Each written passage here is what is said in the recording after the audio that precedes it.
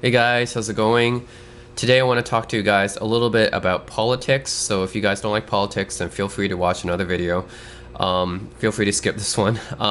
Yeah, I just want to talk about Donald Trump winning the 2016 election and my thoughts about the future and some of my thoughts about the political process.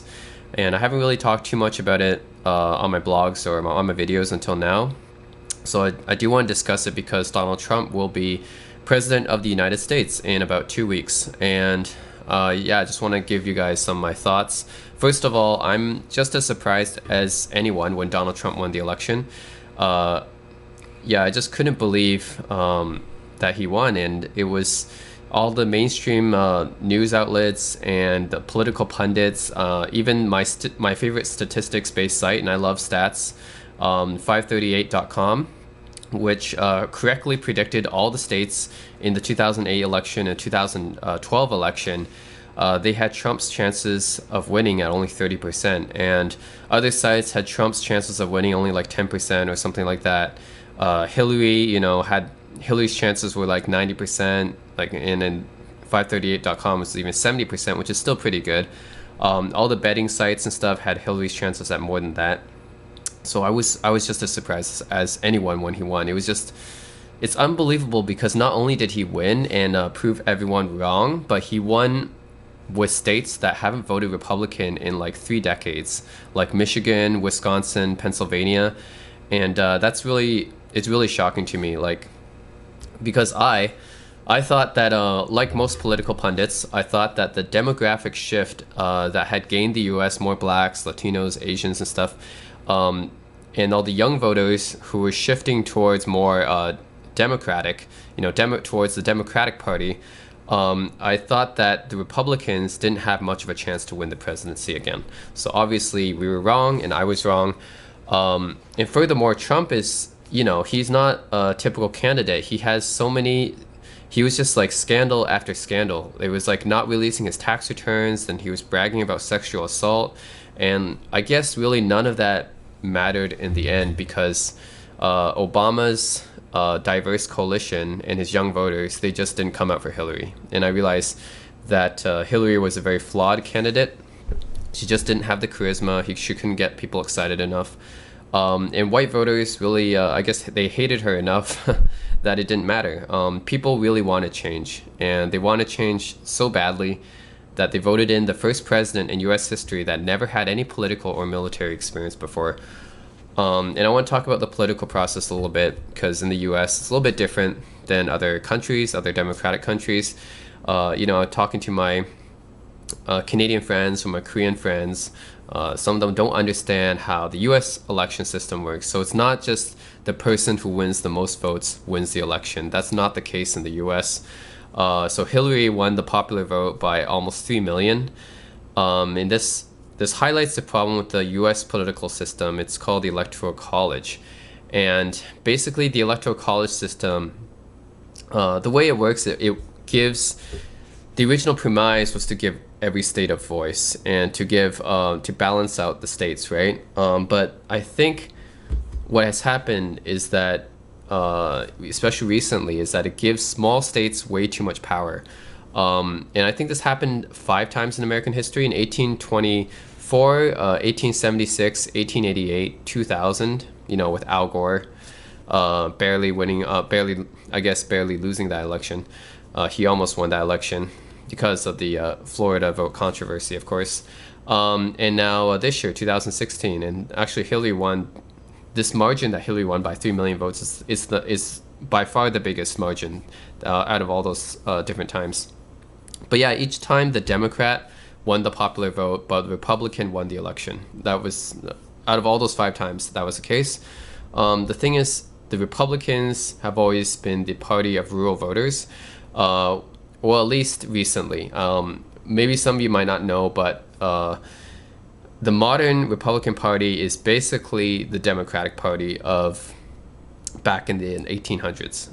So they basically switched sides. I think around the 1960s when LBJ signed the Civil Rights Act, the Republican Party and Democratic Party basically swapped sides. Democrats used to control the South. Now Republicans control the South and the Midwest. So now they benefit the most from the Electoral College, which gives small states disproportionate power, I think. So take Wyoming, for example. Wyoming is a very small state. It has the lowest population of any state in the U.S. That's even less than Alaska. Wyoming has 3 electoral votes. Every state, regardless of how small it is, has 3 electoral votes. And California, which is the biggest U.S. state in terms of population, has 76 times the population of Wyoming. It has 38 million people, right? Wyoming only has about 500,000. California has 55 votes, electoral votes. So it seems that 55 is a lot of electoral votes, but it's actually only 18 times more votes than Wyoming has. When really, if we were to think proportionately, if every voter had an equal voice, it should be 76 times more votes than Wyoming. California should have 228 votes, not 55. So now people in favor of the Electoral College say that the system is designed to prevent the big cities from ruling like the small rural towns, right? And if it wasn't for the Electoral College, then the rural voters or whatever, no one would care about them. But in that campaign, like candidates would only campaign in New York and California, big states like that. But the thing is, right now it is broken. It's not good right now as it is. It's not like the candidates care a lot about rural voters right now either. They don't. Like right now, the candidates don't campaign that fairly either. Only a handful of battleground states, these are states that could decide the election, like Ohio, Florida, North Carolina, Pennsylvania, Colorado. These are states that have a lot of voters that are not solidly aligned to either party. And these states always swing the election. It's usually like the really big states like Ohio or Florida, North Carolina, Pennsylvania. These states have a lot of electoral votes, and they're big enough to swing the election, and they have a large amount of voters that are neither solidly Democrat or solidly Republican. So candidates basically forget about the other states, like they forget about Texas, they forget about New York, they forget about Utah, they forget about New Jersey. These other states are they're either solid red or solid blue, which means they all vote either Democratic every time or they vote Republican every time. So basically candidates just forget about those states, and they focus on the battleground states only. And I don't think that voters in Ohio or Florida should matter that much more than voters in California or Texas. I think they should be equal. But yeah, like right now it's not equal. It's that the voters in the swing states, they matter more than the voters in the solid states. And that's just not fair, because it's like, why should where I live choose how much I affect the election, If I live in California, I should have just as much of a voice as someone who living in, living in Ohio. So it's not really fair.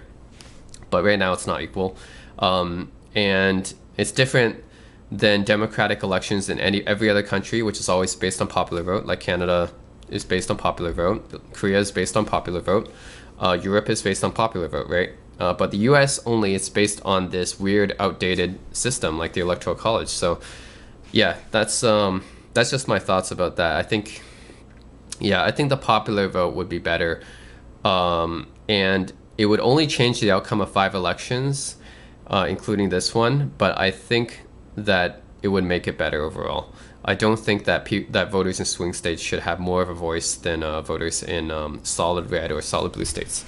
And also, I want to make it clear that I'm not a liberal, and I'm not a solid conservative either, but I lean conservative. I would say I'm more of an independent in the U.S. I mean, I'm a registered Canadian conservative since 2010. So in Canada, I'm a conservative because conservatives in Canada is like, they're not really conservative. They wouldn't really be conservative in the U.S. Like the U.S. is so far right of other developed countries. It's very different. So I wouldn't consider myself a Republican in the U.S. Like I would consider myself a conservative in Canada, but I wouldn't consider myself a Republican in the U.S. because they're just so much more far right. I would consider myself more of an independent or a libertarian. I guess I would be a moderate. Moderate left. I'd be like a center right kind of person, if you would judge me on that political scale. So I thought that as a person who leans conservative, I believe in the core principles of lower spending and traditional values. I really don't like SJWs. I don't like the progressive movement. I don't care for same-sex marriage. I don't care about abortion, gender equality, illegal immigration. I don't care about those issues or wasteful spending. I'm not in support about any of those issues. But some of the current Republican Party's stances are against my logic, which is why that makes me lean more libertarian. I'm against heavy defense spending. I have no idea why we need to spend so much money in defense, more than the next 27 or 28 countries combined. Yeah, I have no idea. We're not supposed to be the world's police force, so I don't understand why we spend so much on that when we could be cutting that. We're saving some money. I'm against tax cuts for the rich. Now, I know this is tax cuts for the rich is a core conservative political stance, but it actually wasn't that it wasn't a core conservative political stance until Ronald Reagan actually won the election, right? But thing is, I don't really believe in Reaganomics, and after studying U.S. history and majoring in economics, I'm a double major in computer science and economics. I know for sure that tax cuts for the rich are not really a good idea. It only serves to increase the deficit and increase the gap between the rich and the poor. And people like to think, oh, if we give the rich tax cuts, they're going to create more jobs and hire more people, because their businesses, especially the corporate tax rate, right? The businesses have more money to spend. But the thing is, if we look at history, it really has not really affected the job creation much at all. And the evidence I can give you is that in the 1950s and 1960s, the U.S. GDP was growing pretty well, 4 to 6% annually at a sustained rate. We haven't really achieved that since. And people often look back at the 50s and 60s as a really good economic time. In those decades, the top bracket of marginal tax on earners, this is the marginal tax bracket that is now currently 35%, right? That's the Bush tax cut. It was 90% back then. Yeah, I'm not kidding. It was really 90%. It was really high back then. And JFK, the Kennedy tax cuts, they lowered it to around 70%. And of course, Reagan cut the taxes again, and then Bush cut it again. But if you look back at the 50s and 60s, even with those high tax rates on the rich people, the U.S. economy was really good back then. I mean, when people think of the 1950s and 1960s, it is a really good economic time for the U.S. The U.S. was at the height of its superpower status back then, right? So now I know the 1970s was a little bit worse of economic time, is a period of stagflation. And stagflation is basically high unemployment plus high inflation. And you might think that, oh, Ronald Reagan came into office and then the economy became good again. And you might think that's because of Reagan's tax cuts. But it was not really because of Reagan's tax cuts. It was actually the work of Paul Volcker, who is probably one of the most brilliant Federal Reserve chairmen in recent memory. What Paul Volcker did was he raised the interest rates, which caused a short-term spike of unemployment, but long-term it helped the economy to improve and it ended stagflation. So he was actually the one that caused the economy to improve again. It wasn't the Reagan tax cuts. If you notice, Reagan actually quadrupled the debt during his time in office. So it wasn't because of that. Reagan, after Paul Volcker, Paul Volcker left the Federal Reserve because Reagan didn't think he deregulated enough. So Reagan appointed Alan Greenspan, who is a very controversial Federal Reserve chairman because he deregulated the markets, including the market for subprime mortgages and derivatives in the 90s. These factors would lead to the Great Depression, Great Recession, the 2008 financial crisis. That was partly caused by the deregulation that happened during Alan Greenspan's time as Federal Reserve Chairman. And all in all, I think the Reagan and Bush tax cuts only increased the deficits in our budget, and they caused a very large gap between the rich and the poor, which is still growing today. So the middle class, as a result, is shrinking because, the gap between the rich and the poor keeps getting bigger. So the middle class is shrinking now. Now, that brings us to Trump supporters, who I don't really understand that much. Maybe that's because a large majority of them are uneducated. Like 70% of Americans never went to college or didn't graduate college. So that's a very large proportion of Americans that are fairly uneducated, I think. They're like high school or less education. See, the average American, I assume a lot of them who voted for Trump are ultimately selfish, I think, and they only care about themselves and their family. So they really only care about what affects them. So during the last decade, we had a technological shift towards a service-based economy, more IT-based economy, and less blue-collar jobs or manufacturing jobs or farming jobs or those kind of jobs, right? Soon, those jobs some people say those jobs will be all automated in the future and replaced by robots. But right now, it's a technological shift, and this caused a lot of anger in the Midwest, especially since they are manufacturing reliant. So they lost their coal jobs, and they blame the sitting president Obama because he's obviously the most visible figure in the government, even if he has nothing to do with them losing their jobs. And furthermore, they see foreigners and illegal immigrants as a source of the problem as well. They see them as potential threats to them and the American economy. Like they think of, oh, these illegal immigrants that are taking my jobs or something like that. And these people are the prime candidate who Trump especially resonated with.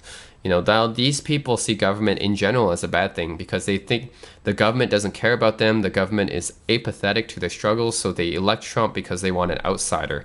They see Washington run by corrupt elites who want to serve themselves, right? They don't believe in mainstream media because they think they're all left-wing biased and run by liberals, right? So the Hillary Clinton was basically just the representation of all this, right? And furthermore, a lot of them believe in conspiracy theories, like illegal immigrants voting in the millions, for example, like without any proof at all. They believe all this crap. There's no evidence or proof of any of these things. They believe all that. They blame Obama and liberals, Democrats for everything. Some of them may even think that Obama's a Muslim and out to destroy America. A lot of them thought Hillary Clinton was basically Satan reincarnated. Even today, these days, with proof and testimony from leading Democrats and Republicans, the CIA and the FBI, both of which are politically neutral because they have to serve, both parties, that Russia and Putin hacked the U.S. election system. Like they don't trust or believe it, which is insane to me because this is not, by a Democrat or Republican thing. It's an American thing. If anyone hacks the U.S. election system, that's very a serious issue. And they just think it's all fake or liberal news or like spun by the liberal media. Like they don't believe this stuff, which is crazy to me. In the U.S. economy, steadily gaining back jobs, like especially since Obama's leaving as president. So his performance as president, I think, is not as bad as people think. The U.S. economy has gained back 175,000 jobs per month.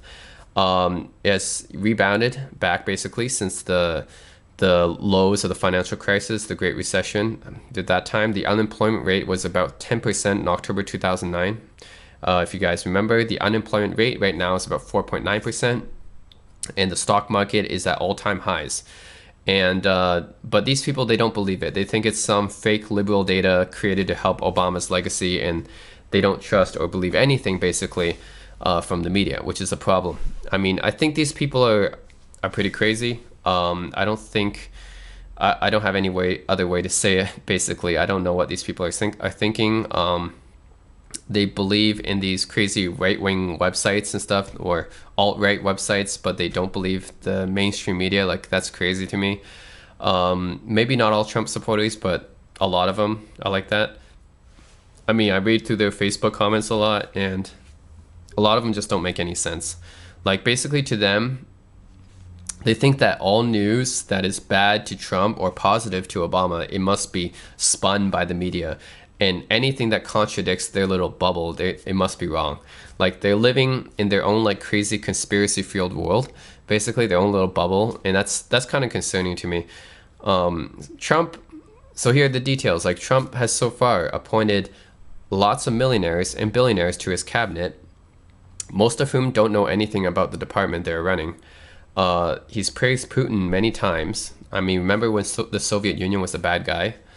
Now he's praising the head of Russia. Refused to attend security briefings, yet he has time to tweet about SNL and The Apprentice. threatened to leave mutually beneficial alliances like NATO and trade deals like NAFTA, casually talked about raising the number of nukes that we have. Like, are we still in the Cold War or something?